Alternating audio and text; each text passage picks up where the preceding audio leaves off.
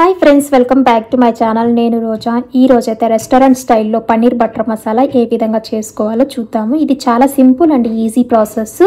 Taste అయితే చాలా బాగుంటుంది. ఇది చపాతీలో కానీ రోటీలో కానీ సూపర్గా ఉంటుంది. ఒకసారి మీరు కూడా ట్రై చేయండి. ఇకైతే 200 గ్రాముల పన్నీర్ అయితే తీసుకుందాము. అలాగే 2 పెద్ద ఉల్లిపాయలు, చిన్న టమాటాలు అయితే 4-5 లేదా 3 అయితే సరిపోతాయి. 10 ఎండుమిరపకాయలు, కొద్దిగా జీడిపప్పు కూడా తీసుకుందాము. ముందుగా అయితే ఈ ఉల్లిపాయలని, టమాటాలని అన్నిటినీ కూడా కొద్ది క్యూబుల్లాగా కొంచెం మీడియం సైజులో వీటన్నిటిని కూడా కట్ చేసుకుందాము. ఇవంతా కూడా మసాలా పేస్ట్ కోసము. నెక్స్ట్ పన్నీర్ను కూడా మనము చిన్న చిన్న క్యూబులుగా కట్ చేసుకొని పక్కన పెట్టుకుందాము. అలాగే వీటిని అయితే కడిగేసుకొని పెట్టుకోవాలి. కడిగేటప్పుడు అయితే వాటర్లో ఈ విధంగా సాల్ట్ కొద్దిగా వేసుకొని బాగా క్లీన్ చేసుకొని కడిగి పక్కన పెట్టుకుంటే బాగుంటుంది. తర్వాత అయితే ఒక పెనం పెట్టుకునేసి అందులో 2 టేబుల్ స్పూన్ల ఆయిల్ యాడ్ చేసి మనం అప్పుడే కట్ చేసి పెట్టుకున్న ఉల్లిపాయలు కూడా వేసి కొద్దిగా దోరగా వేయించుకోవాలి కలుపుకుంటూ. నెక్స్ట్ 10 ఎండుమిరపకాయలు అయితే యాడ్ చేసుకుందాము. మీకు కారం చూసుకొని యాడ్ చేసుకోండి. ఈ మిరపకాయలు అయితే కారం ఎక్కువ ఉన్నాయి, అందుకనేసి నేను 10 వేసాను. మీకు కావాలంటే కొద్దిగా ఎక్కువగా కూడా యాడ్ చేసుకోండి. నెక్స్ట్ టమాటాలు కూడా యాడ్ చేసుకుందాము. టమాటాలను అయితే ఒక 5 నుంచి 10 నిమిషాలు అయితే బాగా ఫ్రై చేసుకోవాలి. అలాగే 1 టీ స్పూన్ సాల్ట్ కూడా వేసుకునేసి మనము జీడిపప్పులను కూడా వేసుకునేద్దాము. వీటన్నిటినీ కూడా బాగా కలుపుకుంటూ ఫ్రై చేసుకోవాలి. ఒక 5 నుంచి 10 నిమిషాలు అయితే ఫ్రై చేసుకొని ఈ విధంగా ఫ్రై అయ్యేంత వరకు ఫ్రై చేసుకొని స్టవ్ ఆపేసుకొని వీటిని అయితే చల్లారనివ్వాలి. నెక్స్ట్ అదంతా కూడా చల్లారిన తర్వాత ఒక మిక్సీ జార్ తీసుకునేసి ఇందులో వేసుకునేసి బాగా పేస్ట్ చేసుకునేసి మెత్తని పేస్ట్ లాగా చేసుకొని పక్కన పెట్టేసుకుందాము.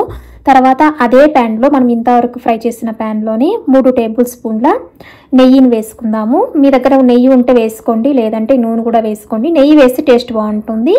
నెక్స్ట్ 2 టీ స్పూన్ల కాశ్మీరీ రెడ్ చిల్లీ కూడా వేసుకున్నాను అనమాట. మీ దగ్గర కాశ్మీరీ రెడ్ చిల్లీ లేకపోతే మామూలు కారం పొడి కూడా వేసుకోండి. ఇది స్టవ్ అయితే మనం లో ఫ్లేమ్లో పెట్టుకొని అయితే ఫ్రై చేసుకోవాలి, లేదంటే ఘాటు వచ్చేస్తుంది.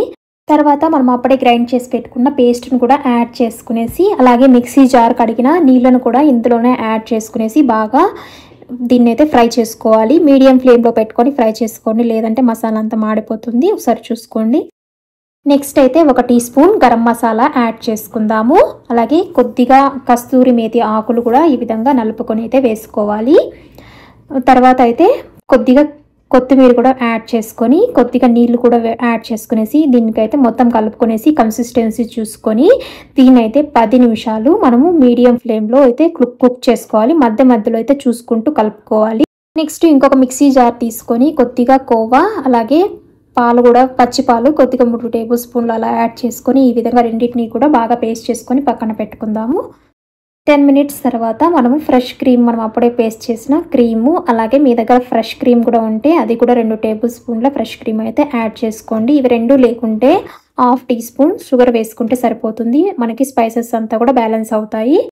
అలాగే మీ దగ్గర కొద్దిగా బట్టర్ ఉంటే వేసుకోండి. నేనైతే 4 క్యూబులు అయితే బట్టర్ వేసుకుంటున్నాను.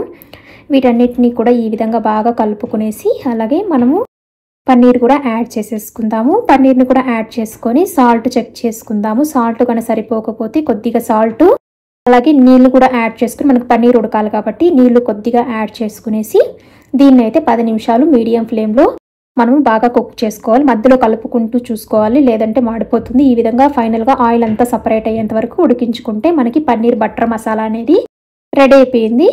ఇప్పుడు ఇది చపాతీలో కన్నా సర్వ్ చేసుకుంటే చాలా టేస్టీగా ఉంటుంది. మీరు కూడా ఒకసారి ట్రై చేయండి. ఈ ప్రాసెస్లో తప్పకుండా మీకు నచ్చుతుంది.